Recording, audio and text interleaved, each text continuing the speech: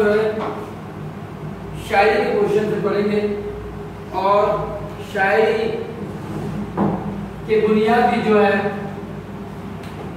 اس کے رموز جو ہے شاعری کے وہ ہم آج زیر بحث آئیں گے۔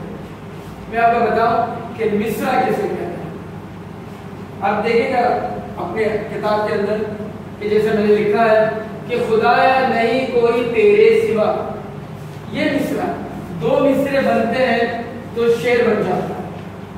مثال کے طور پر میں ایک مصرع پڑھوں گا، دہن پر ہے ان کے گمان کیسے کیسے، کلام آتے ہیں درمیاں کیسے کیسے۔ یہ دو مصرے تھے، دو مصرے ملے تو شعر مکمل ہوا۔ آگے میں بتاتا ہوں آپ کو بہر اور مصرے میں فرق ہے۔ ہر بہر مصرع ہوگا، ہر بہر مصرع ہوگا، اور بہر جو ہے اس میں فرق ہے۔ مثال بہر سے کیا مراد ہے کہ بیلنس وزن، جس کا گفتگو میں کہوں گا کہ کرے جس قدر شکر نعمت وہ کم ہے، یہ بہر ہے۔ اب سر آپ سوال پیدا ہوتا ہے کہ سر بہر کسے کہتے ہیں، تو میں نے کہا اسکیل ہوتا ہے۔ جیسے میں پڑھوں گا، یہ میں نے پڑھا جیسے کہ خدایا نہیں کوئی تیرے سوا، یہ مصرع بھی ہے اور بہر بھی ہے۔ اب سارے مصرے کہلائے جائیں گے اشعار کی صورت میں جو ہوں گے، لیکن بہر الگ الگ ہوں گے، اسکیل الگ الگ ہوگا۔ کیسے؟ جیسے میں پڑھوں گا، لب پہ آتی ہے دعا بن کے تمنا میری، کرے جس قدر شکر نعمتوں کا فرق پڑا۔ یہ بہر چھوٹی ہے، اس کو بہر کہتے ہیں۔ وہ بہر لمبی تھی، وہ لمبی بہر ہے۔ اور بہر کے بارے میں کیا ہے؟ بہر تقریباً 11-12 بہر ہے جو میں آپ کو بتاؤں گا۔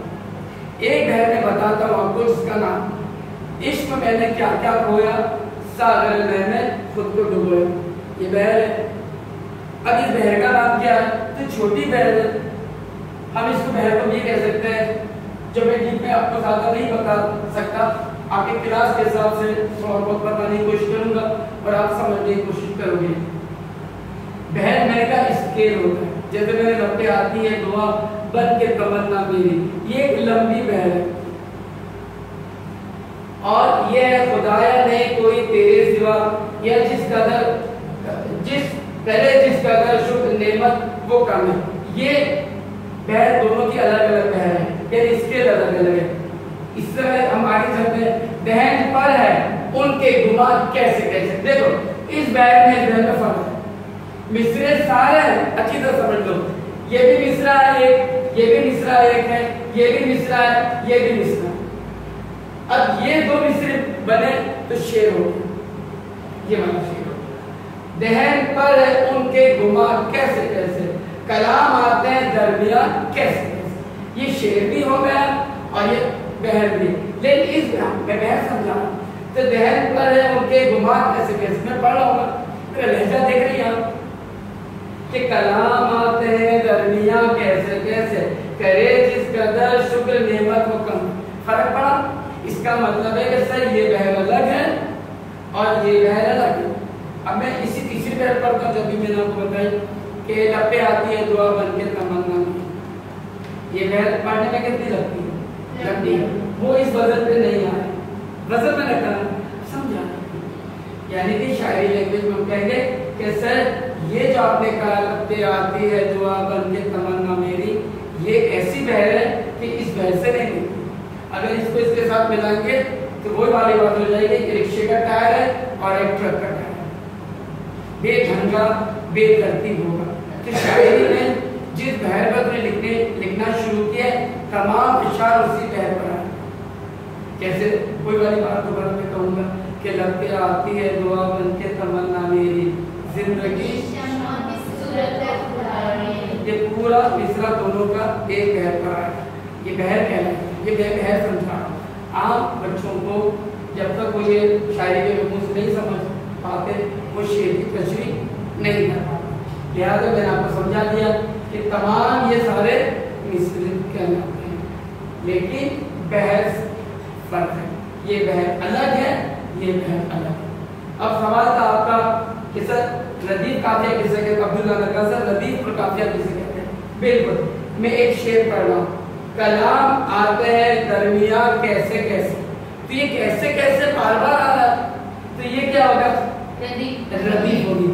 شاعری میں جو چیز بار بار آتی ہے وہ کیا کہلاتی ہے؟ ردیف۔ لیکن کنڈیشن کیا ہے کہ جب پہلا مطلع لکھا جائے گا تو مطلع کے اندر ردیف اور قافیہ فرق ہوگا، ردیف کوئی ہوگی۔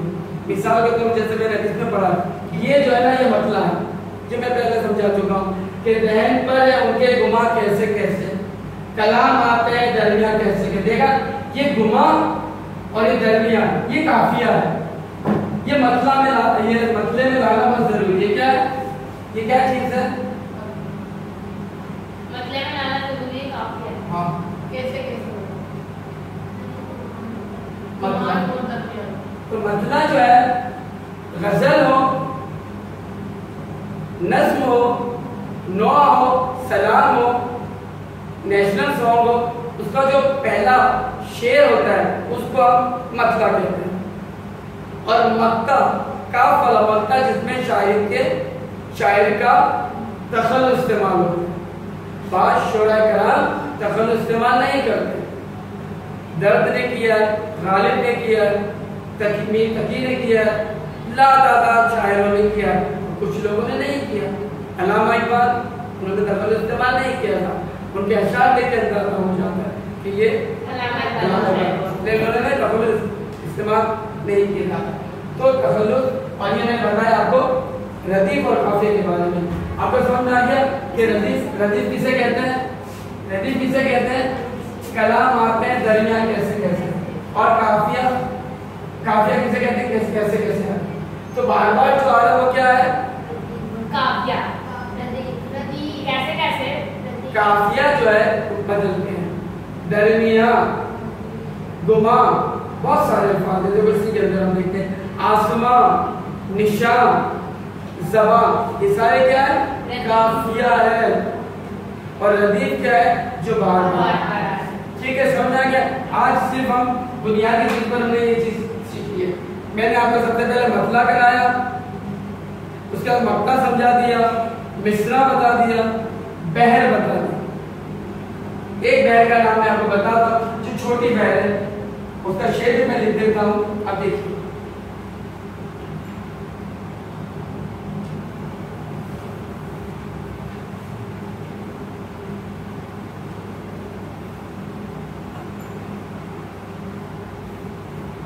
وہ ہے بحر ممتنع، سحر ممتنع۔ کیا لکھیں گے ہم؟ سحر ممتنع ایک بحر کا نام ہے۔ ایسی بہت ساری بحر ہیں، جیسے جیسے وقت گزرے گا اشعار آتے جائیں گے، میں آپ کو بتاتا جاؤں گا کہ یہ بحر اس بحر کا کیا نام ہے، اس بحر کا کیا نام ہے۔ اس وقت میں آپ کو بتاؤں بحر ممتنع کسے کہتے ہیں؟ سحر ممتنع وہ یہ ہے، وہ چھوٹا مصرع جو سب سے زیادہ چھوٹا مصرع ہوگا،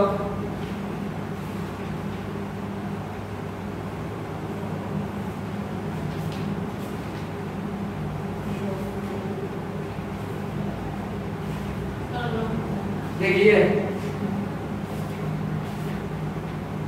وہ محبت، وہ عداوت، یہ نہیں، یہ ہے یہ سحر ممتنع ایک بحر کا نام، یہ بحر کا نام ہے۔ اس بحر میں کوئی غزل لکھی جاتی، یہ چھوٹی بحر کا نام، اس پہ غالب نے، میر تقی میر نے اور ہندوستان جو کہ شاعری کا گھر ہے، بعض شعراء کرام نے جو اس کی بنیاد ڈالی ہے سحر ممتنع، اور اس میں ہزاروں شعراء کرام نے لکھا ہے۔ آج ہم اتنی کلاس لیتے، پھر آئندہ نیکسٹ اس سے آگے، ٹھیک ہے؟